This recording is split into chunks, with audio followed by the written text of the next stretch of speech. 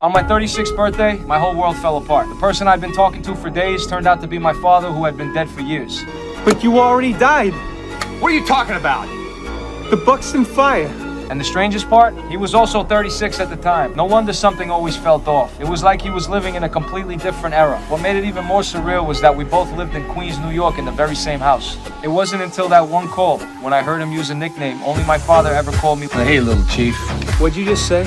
I said sorry about that. My kid just came in. You call your son Little Chief? A wild thought shot through my mind. I asked him his name. Frank Sullivan.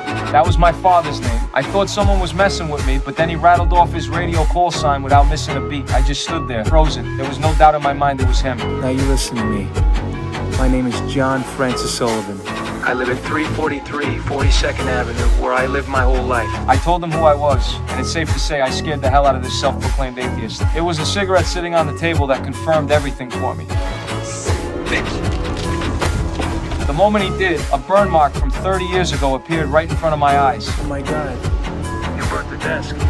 I can see it. Clear as day. It hit me all at once. My father was a firefighter who died in a blaze 30 years ago. If I could reach him through this radio, couldn't I bring him back? Back to me and my mom? Buxton fire.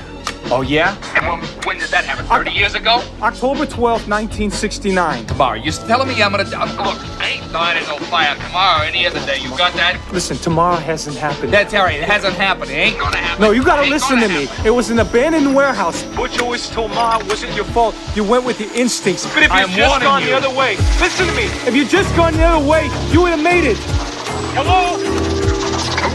Then the signal cut out, but that conversation shook both of us to the core. I was a wreck, excited, heartbroken, and desperate to tell my best friend what had just happened. What I didn't know was that the reason we could talk across time came down to solar flare activity. It had disrupted the Earth's magnetic field somewhere, triggering the northern lights, and somehow that created a line between our two worlds. My father barely slept that night, caught between belief and disbelief. What really got to him was the baseball score I'd mentioned. It came out exactly right, down to the last run. And the location of the fire I described matched perfectly.